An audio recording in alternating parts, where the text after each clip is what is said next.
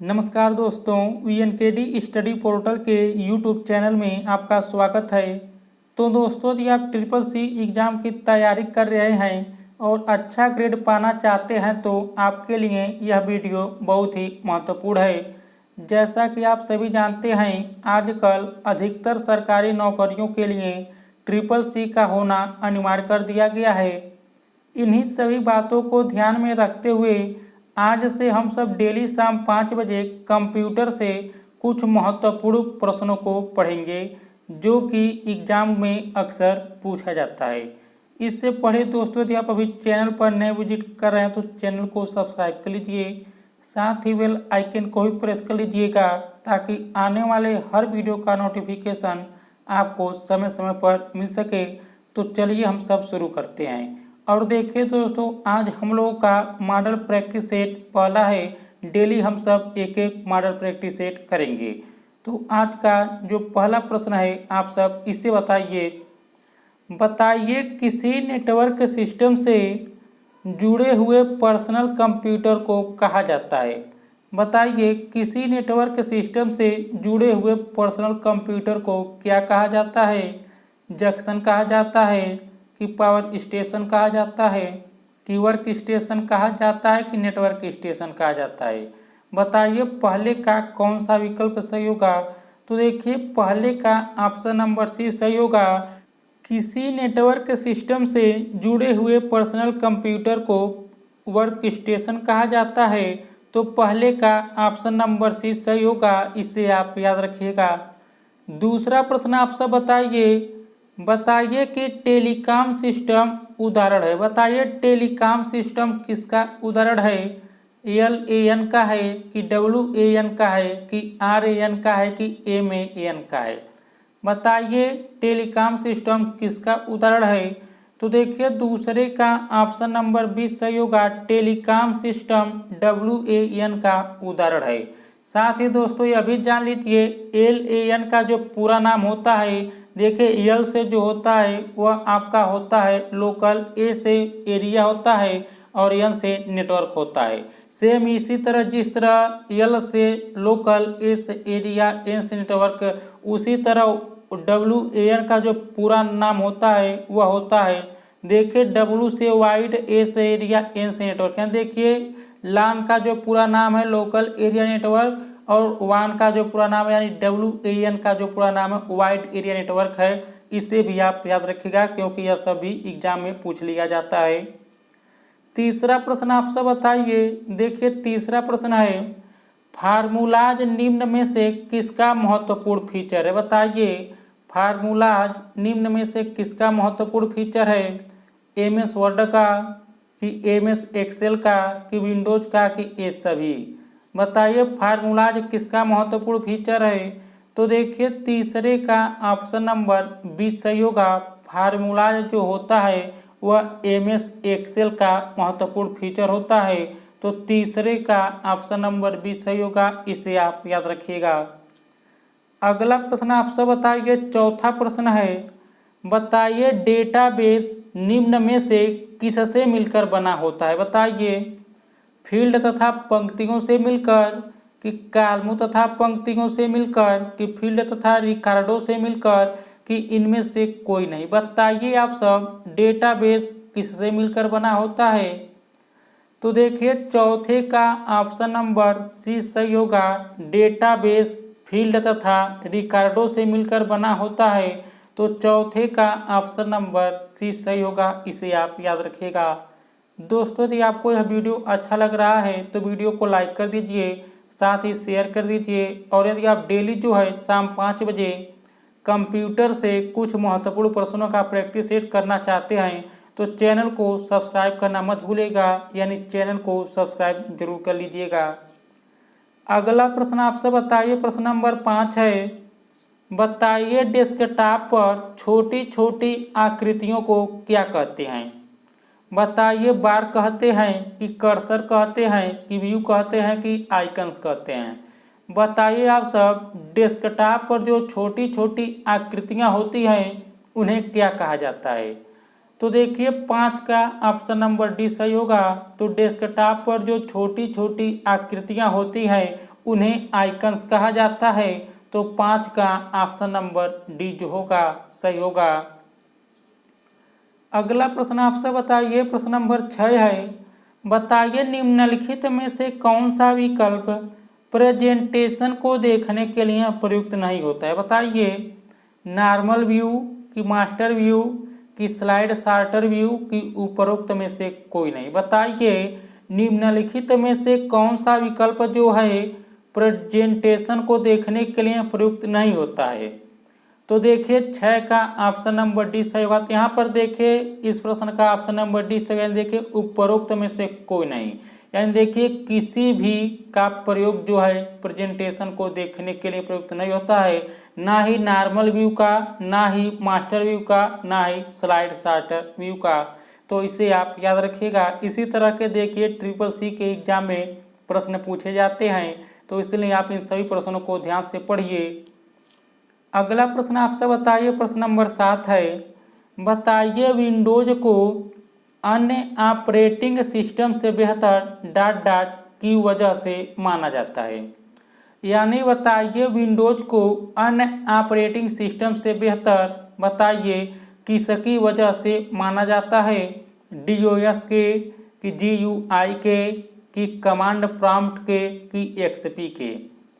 तो देखिए 7 का ऑप्शन नंबर 20 सही होगा। तो देखिए विंडोज को अन्य ऑपरेटिंग सिस्टम से बेहतर GUI की वजह से माना जाता है। तो देख लीजिए GUI का पूरा नाम क्या होता है। तो देखिए GUI का जो पूरा नाम होता है यानी फुल नेम जो होता है ग्राफिकल यूजर इंटरफेस होता है, याद रखिएगा। तो G से ग्राफिकल, U से यूजर, I से इंटरफेस। तो याद रखिएगा GUI का जो पूरा नाम होता है ग्राफिकल यूजर इंटरफेस होता है। साथ ही आप यह भी जान लीजिए DOS का जो पूरा नाम होता है वह होता है, यहाँ पर देखिए D से डिस्क होता है, O से ऑपरेटिंग होता है और S से सिस्टम होता है। तो आप सब GUI और DOS का पूरा नाम याद रखिएगा। हालांकि इस प्रश्न का ऑप्शन नंबर बी जो होगा सही होगा। विंडोज को अन्य ऑपरेटिंग सिस्टम से बेहतर GUI की वजह से माना जाता है। तो इस प्रश्न का ऑप्शन नंबर बी जो होगा सही होगा। अगला प्रश्न आपसे बताइए, प्रश्न नंबर 8 है, बताइए निम्न में से कौन सा कंप्यूटर वायरस है। बताइए आप सब निम्न में से कौन सा कंप्यूटर वायरस है। बताइए ट्रोजान है कि निम्डा है कि यहाँ पर देखिए दिया है डॉलर रिसाइकल भी कि ये सभी।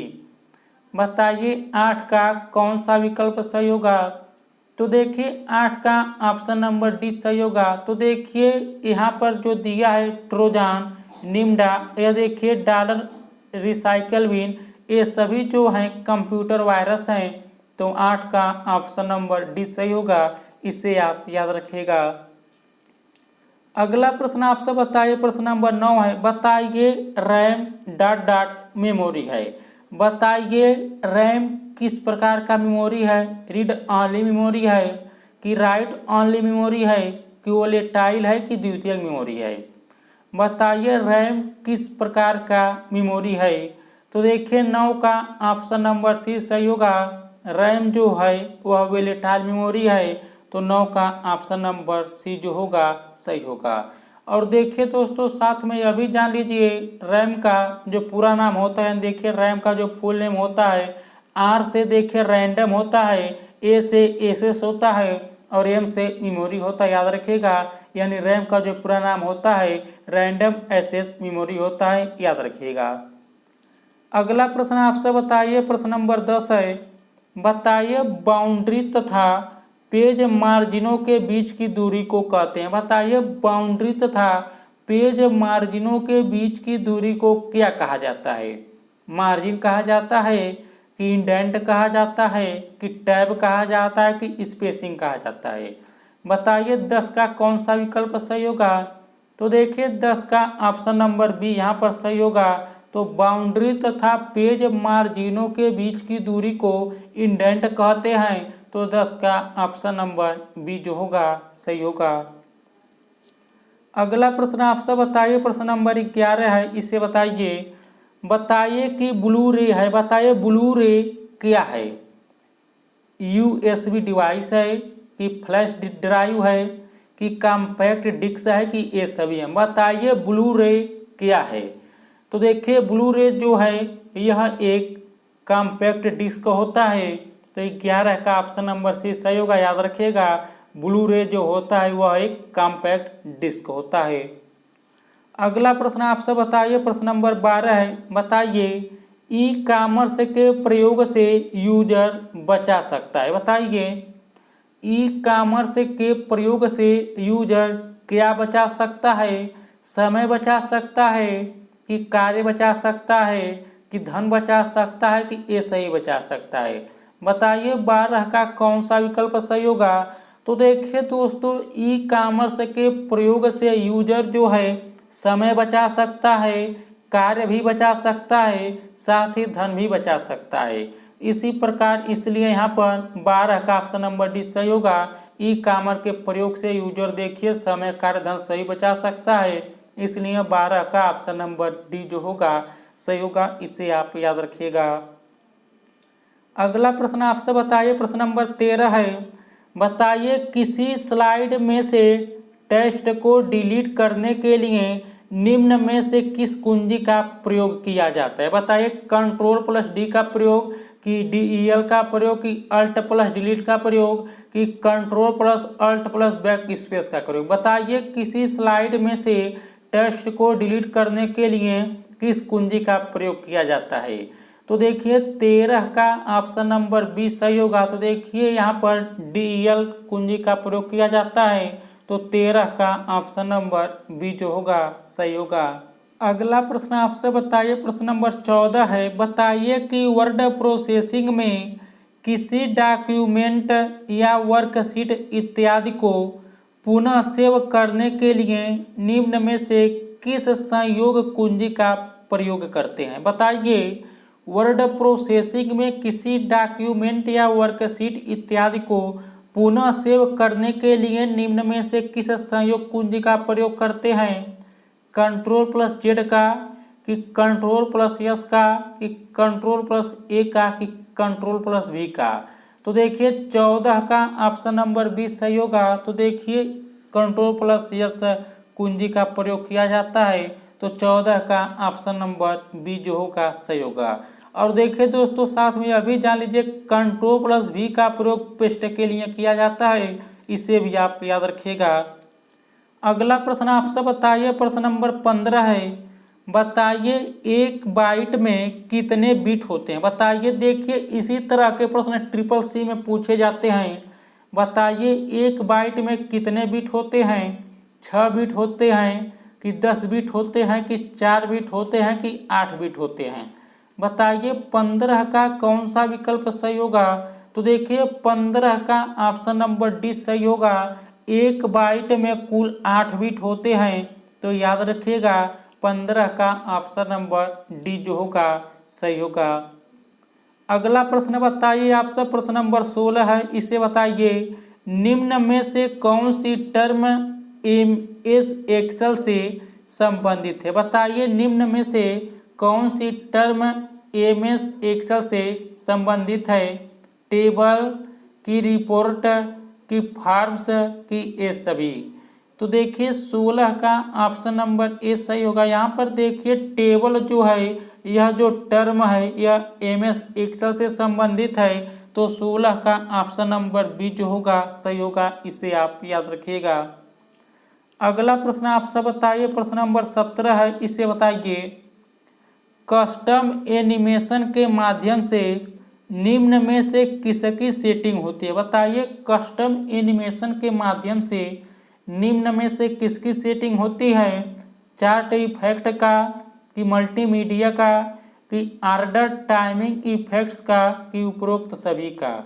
तो देखिए 17 का ऑप्शन नंबर डी सही होगा। तो कस्टम एनिमेशन के माध्यम से देखिए चार्ट इफेक्ट की भी सेटिंग होती है, मल्टीमीडिया की भी सेटिंग होती है, साथ ही ऑर्डर टाइमिंग इफेक्ट की भी सेटिंग होती है। इसलिए 17 का ऑप्शन नंबर डी जो होगा सही होगा।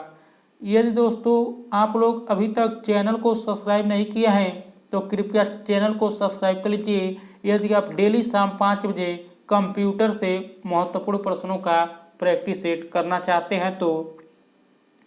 अगला प्रश्न आपसे बताइए, प्रश्न नंबर 18 है, इसे बताइए निम्नलिखित में से कौन सा ऑपरेटिंग सिस्टम का प्रकार नहीं है। बताइए यूनिक्स की यहाँ पर देखिए लिखा है DWR31, विंडोज 7 की MS DOS। बताइए इनमें से कौन सा विकल्प सही होगा। तो देखिए 18 का ऑप्शन नंबर 20 सही होगा। यहाँ पर देखिए DWR3.1 जो दिया है यह ऑपरेटिंग सिस्टम का प्रकार नहीं है, तो 18 का ऑप्शन नंबर 20 जो होगा सही होगा, याद रखिएगा। अगला प्रश्न आपसे बताइए, प्रश्न नंबर 19 है, बताइए विजिट की जाने वाली वेबसाइट के एड्रेस को कहाँ पर टाइप किया जाता है। बताइए विजिट की जाने वाली वेबसाइट के एड्रेस को कहाँ पर टाइप किया जाता है। स्टेटस बार में कि एड्रेस बार में कि एक्सप्लोरर बार में कि इनमें से कोई नहीं। तो देखिए 19 का ऑप्शन नंबर 20 सही होगा। यहाँ पर देखिए विजिट की जाने वाली वेबसाइट के एड्रेस को एड्रेस बार में टाइप किया जाता है, तो यहाँ पर देखिए 19 का ऑप्शन नंबर 20 जो होगा सही होगा। अगला प्रश्न आपसे बताइए, प्रश्न नंबर 20 है, बताइए आप सब CRT निम्न में से किसका भाग है। यानी बताइए CRT जो होता है वह निम्न में से किसका भाग होता है। OMX का कि OCR का कि VDU का कि MICR का। तो देखिए 20 का जो होगा ऑप्शन नंबर सी सही होगा। देखिए CRT जो है यह VDU का भाग होता है, तो 20 का ऑप्शन नंबर सी जो होगा सही होगा। साथ ही दोस्तों यह भी जान लीजिए VDU का जो फुल नेम होता है वह होता है आपका विजुअल डिस्प्ले यूनिट होता है, इसे आप याद रखिएगा। साथ ही दोस्तों OCR का भी फुल नेम होता है, इसे भी जान लीजिए। तो देखिए OCR का जो पूरा नाम होता है, O से ऑप्टिकल होता है, C से कैरेक्टर होता है, R से रीडर होता है, याद रखिएगा। और साथ ही यह भी जान लीजिए MICR का जो फुल नेम होता है वह आपका होता है मैग्नेटिक कैरेक्टर रिकॉग्निशन होता है, इसे भी आप याद रखिएगा। तो याद रखिएगा मैग्नेटिक कैरेक्टर रिकॉग्निशन जो है यहाँ पर देखिए MICR का पूरा नाम होता है।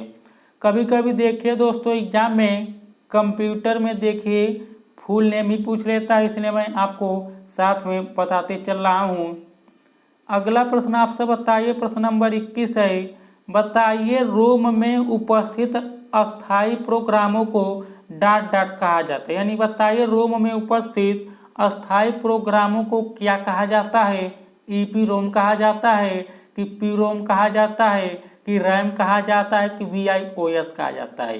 देखिए 21 का ऑप्शन नंबर डी सही होगा। रोम में उपस्थित अस्थायी प्रोग्रामों को BIOS कहा जाता है, याद रखिएगा। तो 21 का ऑप्शन नंबर डी जो होगा सही होगा।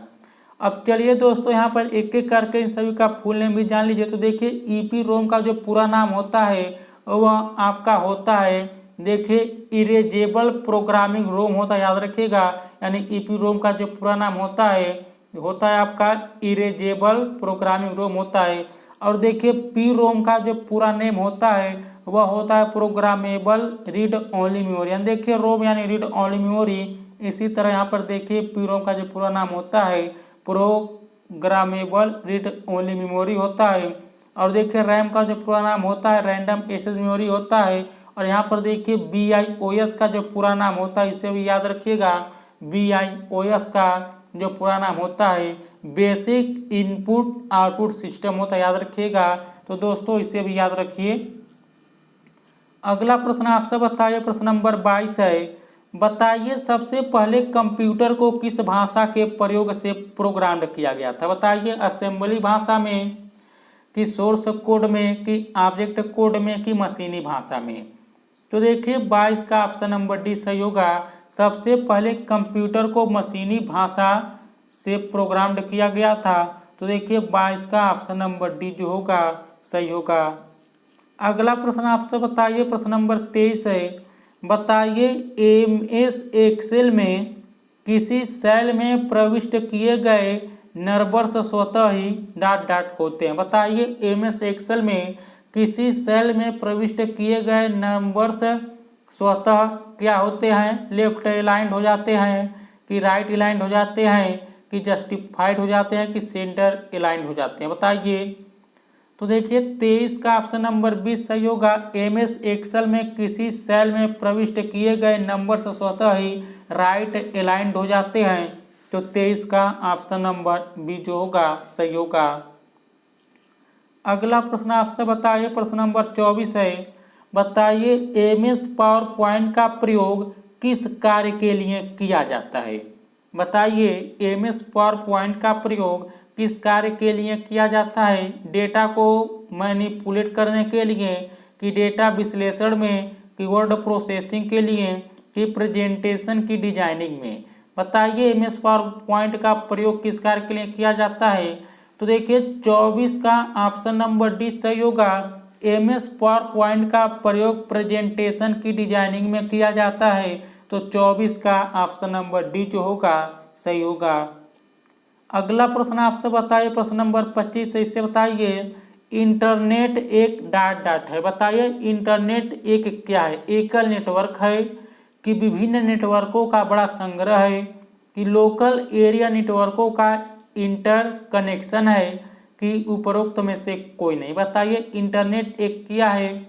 तो देखिए इंटरनेट जो होता है वह विभिन्न नेटवर्कों का बड़ा संग्रह होता है, तो इसलिए 25 का ऑप्शन नंबर बी जो होगा सही होगा। तो दोस्तों आज का यह आखिरी प्रश्न था। उम्मीद करता हूँ आपको यह वीडियो जरूर अच्छा लगा होगा। यदि अच्छा लगा है तो प्लीज़ दोस्तों वीडियो को लाइक कर दीजिएगा, और यदि आप डेली शाम 5 बजे कंप्यूटर से टॉप 25 इम्पॉर्टेंट क्वेश्चंस का मॉडल सेट करना चाहते हैं तो चैनल को सब्सक्राइब करना मत भूलेगा, यानी चैनल को सब्सक्राइब जरूर कर लीजिएगा। तो इस वीडियो में इतना ही दोस्तों। नमस्कार, जय हिंद, जय भारत।